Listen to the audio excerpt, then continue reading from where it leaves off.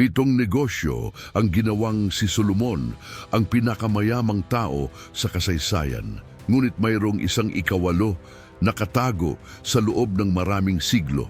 Isang lihim na hindi kailanman naitala sa mga aklat dahil hindi ito tungkol sa ginto o mahalagang bato. Ngunit tungkol sa isang bagay na walang katapusan na mas mahalaga. Ang karunungan ay napalitan ng kayamanan.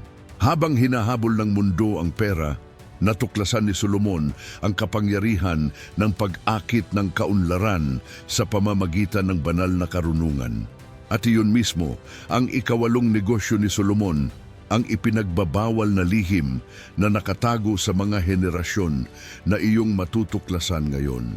Sapagkat ang totoo ay marami ang nagbabasa tungkol sa kayamanan ng Biblia, ngunit kakaunti ang nakakaunawa sa karunungan sa likod nito. Paano kung sabihin ko sa iyo na ang parehong prinsipyong ito ay maaaring ganap na baguhin ang iyong buhay pinansyal? Manatili sa akin hanggang sa wakas, dahil ngayon, kung ano ang nakatago sa loob ng maraming siglo, ay sa wakas ay mabubunyag. Sinasabi nila na ang bawat lihim na itinatago ng panahon ay nagtatago ng isang susi sa kasalukuyan. At sa mga kayamanan ni Solomon, mayroong isang bagay na hindi na itala kahit ng mga eskriba.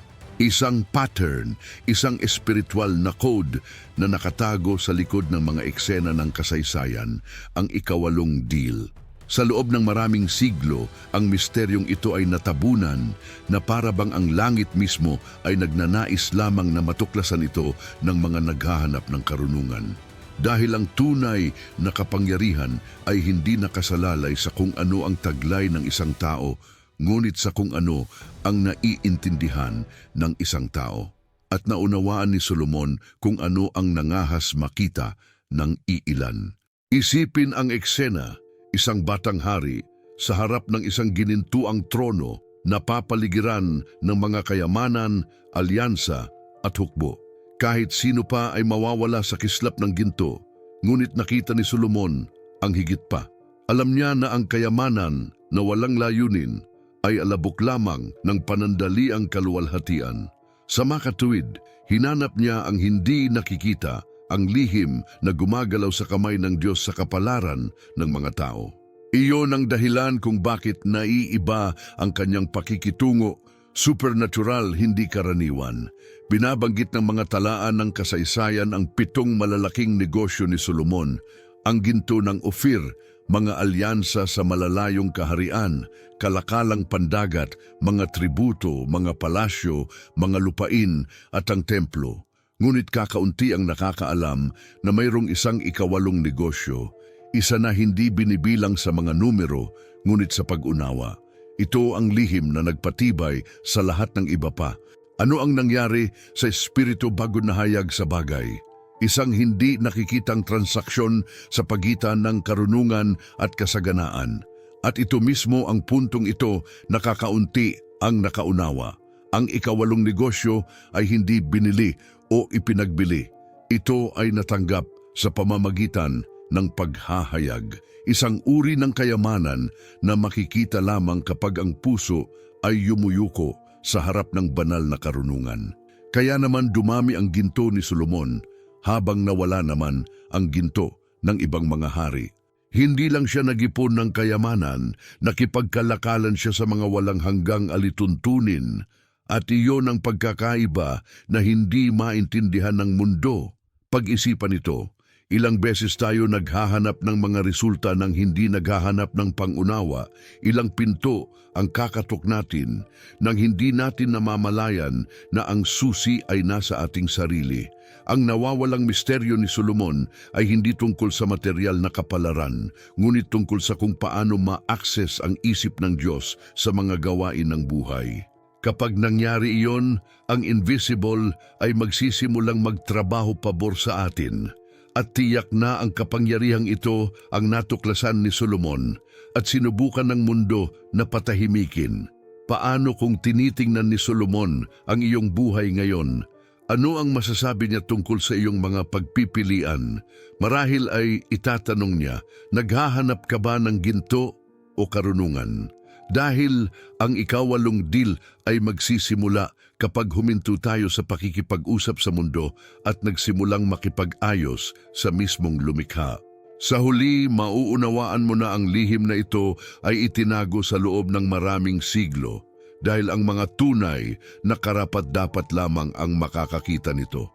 Ngayon, tingnan natin ang makasaysayang konteksto na nagpapakita kung bakit walang sinuman ang tumugma sa kanyang kayamanan.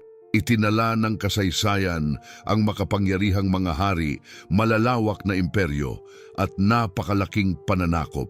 Ngunit walang tao ang nakapantay sa kombinasyon ng karunungan at kayamanan na naninirahan kay Solomon.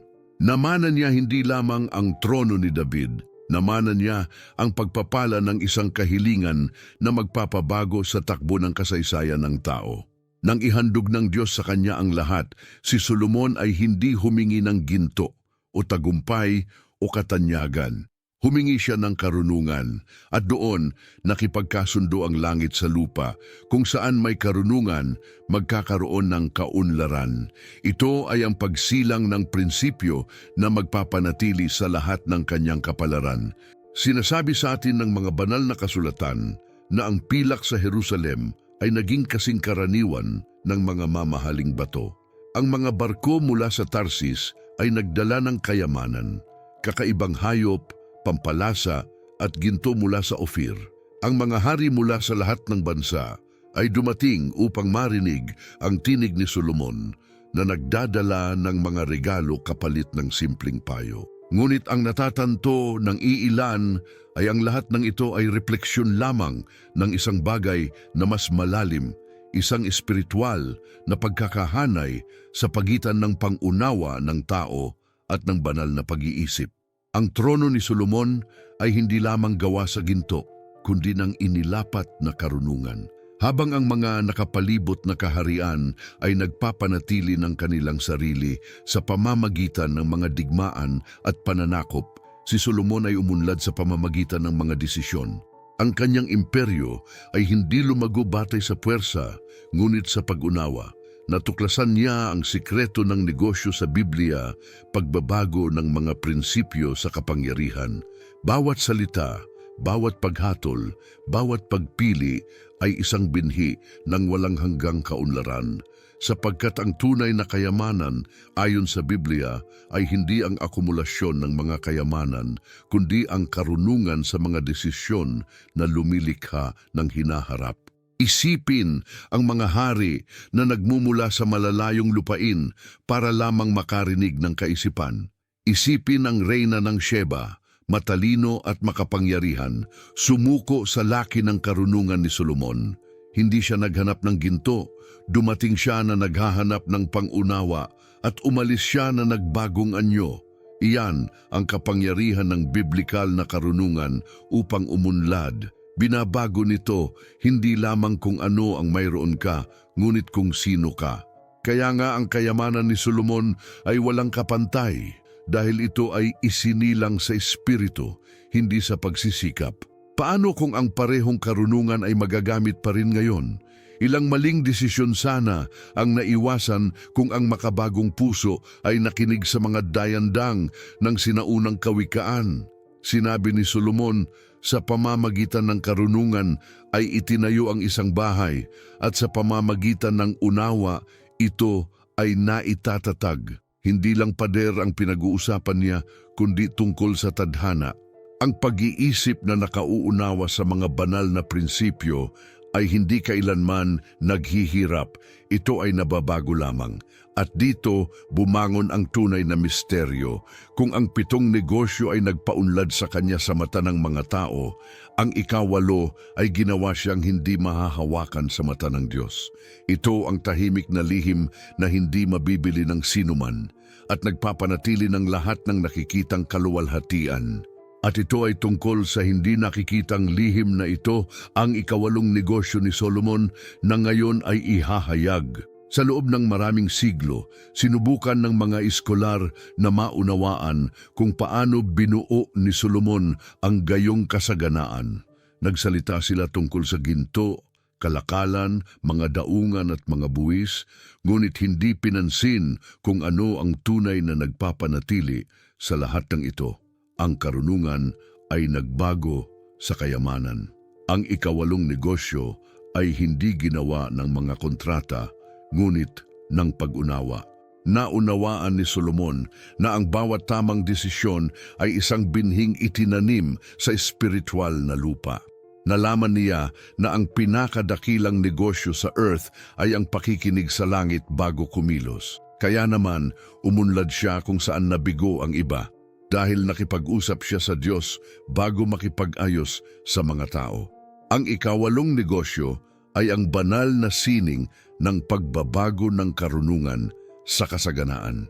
Si Solomon ay hindi lamang nagbebenta ng mga kalakal. Nagbenta siya ng pangunawa. Binago niya ang payo sa kapangyarihan at ang karunungan sa impluwensya. Kaya't hinanap siya ng mga hari, sapagkat nalalaman nila na ang isang payo mula kay Solomon ay nagkakahalaga ng higit sa 1,000 kaba ng ginto. Ang tunay na kayamanan na unawaan niya ay hindi nakasalalay sa akumulasyon, ngunit sa pag-unawa sa hindi nakikitang halaga ng mga tamang desisyon. Iyon ang pera na kakaunti lamang ang nakakaalam kung paano gamitin ang pera ng karunungan. Isa sa mga pinakadakilang halimbawa ng prinsipyong ito ay ang paghatol ng 2 babae na pinagtatalunan ang parehong sanggol. Doon, si Solomon ay hindi gumawa ng isang ordinaryong paghatol, nagsiwalat siya ng isang spiritual na kodigo. Alam niya na ang katotohanan ay laging nagpapakita ng sarili sa harap ng tunay na pag-ibig. Sa araw na iyon, hindi lamang niya nalutas ang isang salungatan. Ipinakita niya sa mundo ang kapangyarihang makakita ng higit sa mga anyo. Ang karunungan na ito ay ginawa siyang pinakaiginagalang na tao sa earth dahil naunawaan niya ang mga may discernment ay hindi natatalo. Natututo lamang silang manalo sa ibang paraan, at kung pagmamasdan mo, ang parehong pattern na ito ay patuloy na totoo ngayon. Ang higit na umuunlad ay hindi ang mga tumatakbo, ngunit ang mga nakakaunawa. Hindi ang mga nag-iipon, kundi ang mga marunong magparami ng mga ideya, regalo at talento. Ito rin ang prinsipyong gumabay kay Solomon. Ang ikawalong negosyo ay nabubuhay sa mga natututo, nagtuturo at nagbabahagi ng karunungan. Sapagkat kapag ang isip ay naayon sa layunin, kahit na ang pinakasimpleng gawain ay nagiging pinagmumulan ng banal na kasaganaan. Ilang beses mo nang binaliwala ang alituntuning ito. Naghahanap ng mga sagot sa mundo habang ang karunungan ay nasa loob mo na. Ang ikawalong aral ay ang paalaala na palaging ginagantimpalaan ng Diyos ang mga pumili ng may pag-unawa. Paano kung ang bawat desisyon mo ay ituring bilang isang walang hanggang binhi? Ano ang itatanim mo ngayon? Si Solomon ay hindi ginabayan ng emosyon, ngunit sa pamamagitan ng paghahayag, at iyon ang nagpaiba sa kanya sa lahat ng iba pang mga hari. Ngayon, unawain ito. Ang dahilan kung bakit ang lihim na ito ay nabura sa kasaysayan ay simple. Ito ay nagbibigay ng espiritual at pinansyal na kalayaan. Ang ikawalong negosyo ay nagpapalaya dahil ito ay nagtuturo sa tao na umunlad ng hindi umaasa sa sistema. Karunungan ang namamahala, hindi ginto. At marahil iyon ang dahilan kung bakit sinubukan ng mundo na itago ang naranasan ni Solomon. Ngunit bakit ang prinsipyong ito ay itinuring na ipinagbabawal at pinatahimik sa loob ng maraming siglo? Iyan ang mauunawaan mo. Ang ikawalong negosyo ni Solomon ay hindi nakalimutan ng pagkakataon. Ito ay natahimik dahil ang sinumang makatuklas ng prinsipyong ito ay nagiging malaya. At ang isang malayang tao ay hindi kontrolado ng mga sistema, hindi sumuko sa manipulasyon, hindi nabubuhay bilang isang prenda sa takot o kakulangan. Ang karunungan na ito ay pumuputol sa hindi nakikitang mga tanikala.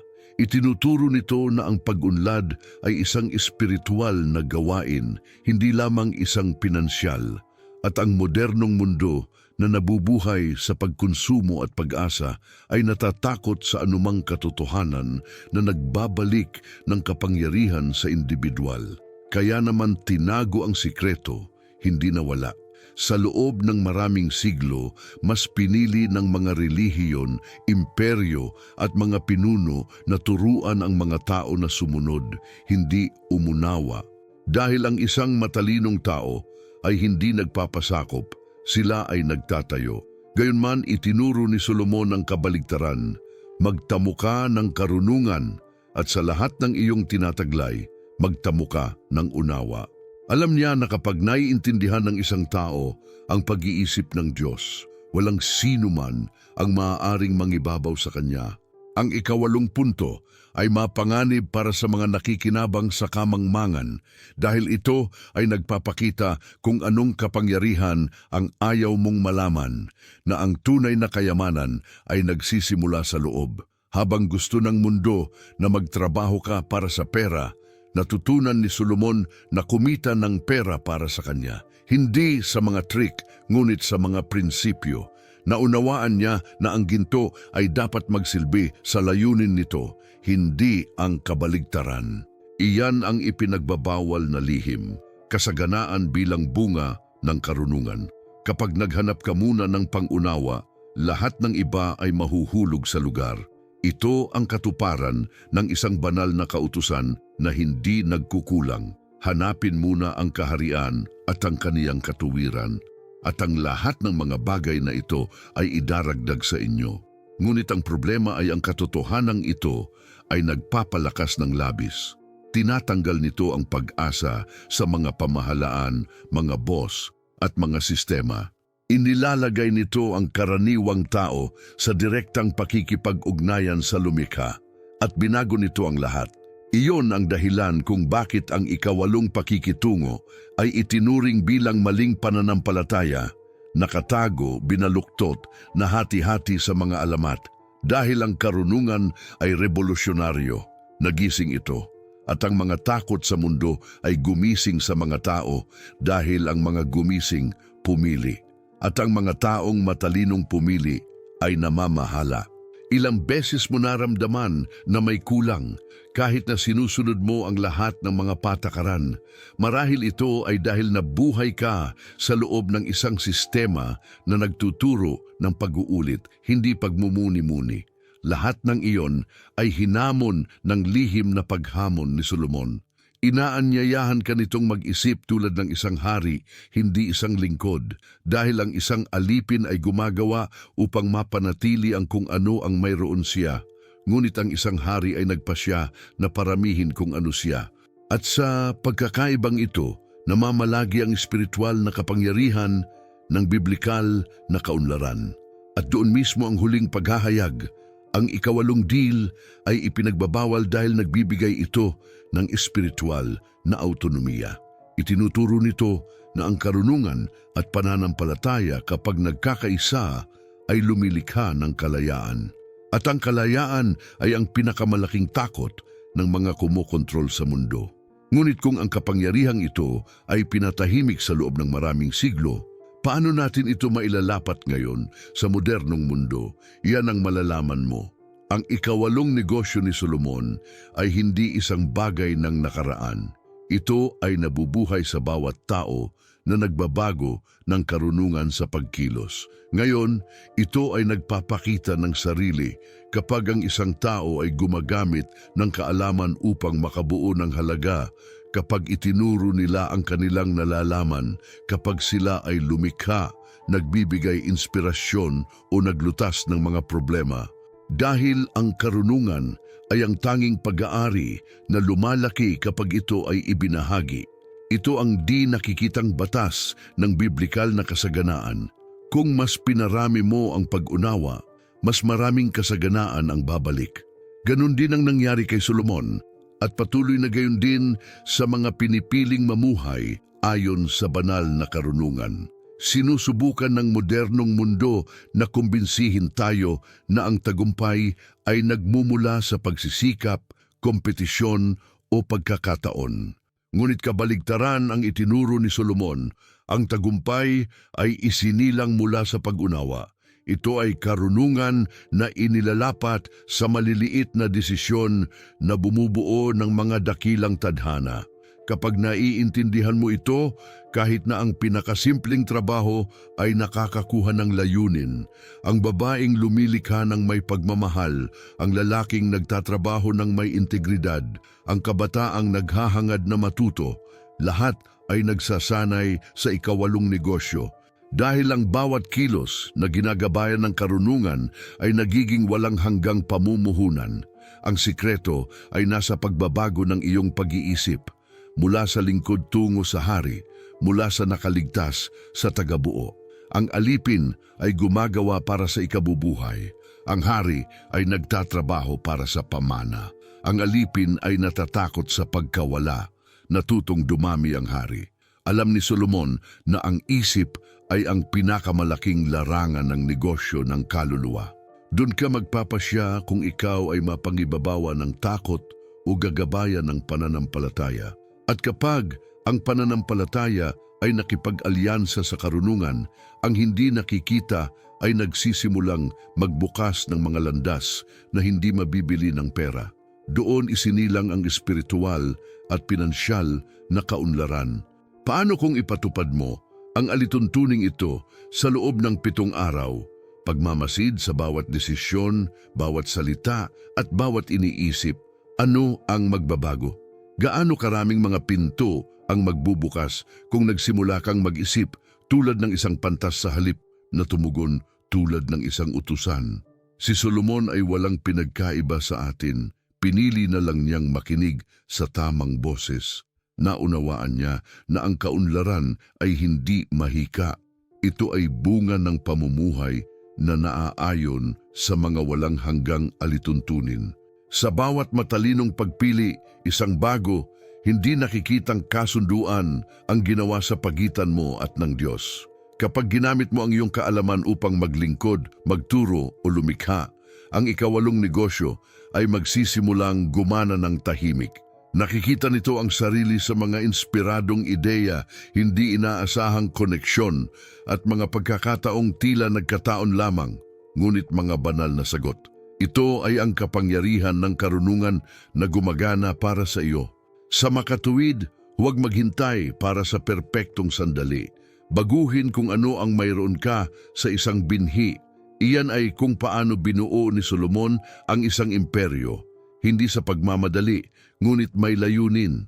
At tandaan, ang tunay na kayamanan ay hindi nakasalalay sa kung ano ang iyong naipon, ngunit sa kung ano ang iyong isinaaktibo sa iyong sarili. Ang ikawalong negosyo ay higit pa sa isang prinsipyo. Ito ay isang tungkulin. Isang paanyaya na umunlad ng may layunin, magbago ng may karunungan at mamahala ng may pananampalataya. At ngayon, isang tanong ang nananatili. Magpapatuloy ka ba sa pag-iipon ng mga ari-arian o magsisimula ka bang mag-ipon ng karunungan? Napagtanto mo ba? Sa loob ng maraming siglo, ang mga tao ay naghahanap ng ginto, ngunit hindi pinansin ang tunay na kayamanan. Naunawaan ni Solomon ang hindi pa rin naiintindihan ng marami. Ang karunungan ay ang tanging puhunan na hindi nabibigo, hindi nababawasan, hindi nawawala. Sa bawat banal na payo na sinunod, isang pinto ang nagbubukas sa hindi nakikita. At sa katahimikang ito, sa pagitan ng isip at espiritu isinilang ang pinakamatagal na kayamanan. Ilang mga pagpipilian ang ginagawa mo araw-araw. Walang karunungan. Ilang desisyon ang ginagawa mo na ginagabayan ng pagmamadali, takot, o kung ano ang tinatawag ng mundo na normal. Ngunit itinuro sa atin ni Solomon na ang pagiging normal ay ang landas ng mga tagapaglingkod, habang ang karunungan ay ang landas ng mga hari. Magpapatuloy ka ba sa pag-iipon ng utang o magsisimula ka bang mag-ipon ng karunungan? Ang sagot ay nasa iyong susunod na desisyon. Pag-isipan ito, nabubuhay ka ba para mag-ipon o mag-iwan ng legacy? Nagtayo si Solomon ng mga palasyo Oo, ngunit ang talagang nananatili ay ang kanyang mga kawikaan, mga salita na lumipas na ng milenya at nagbabago pa rin ng buhay. Nawala ang ginto, ngunit nanatili ang karunungan. At iyon ang nais ng Diyos na maunawaan mo, ang ipinanganak ng banal na karunungan ay hindi namamatay. Kung pagmamasid ni Solomon ang iyong buhay ngayon, ano ang sasabihin niya tungkol sa iyong mga pagpipilian? Marahil ay itatanong niya, ginamit mo na ba ang alam mo para umunlad o itinago mo ba ang iyong mga talento sa takot?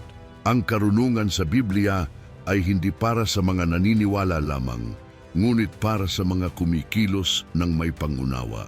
Sapagkat ang pananampalataya na walang karunungan ay isang salpok lamang, at ang karunungan na walang pananampalataya ay pagwawalang kilos. Ang kapangyarihan ay nakasalalay sa pagsasama ng dalawa. Ngayon ikaw na ang bahala. Ang desisyon na mamuhay ayon sa karunungan ay nasa harap ng iyong mga mata.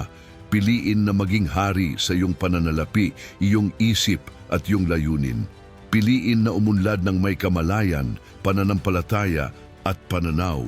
Ang ikawalong negosyo ni Solomon ay nabubuhay pa rin sa loob ng mga pinipiling gawing legacy ang pag-unawa.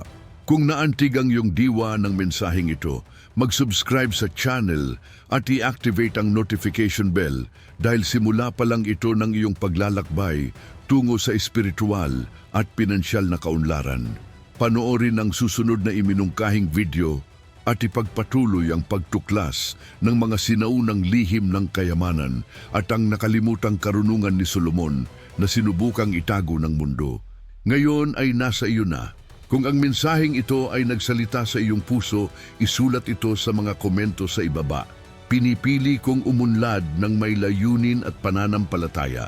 Dahil kapag idineklara mo ito, kinukumpirma ito ng langit.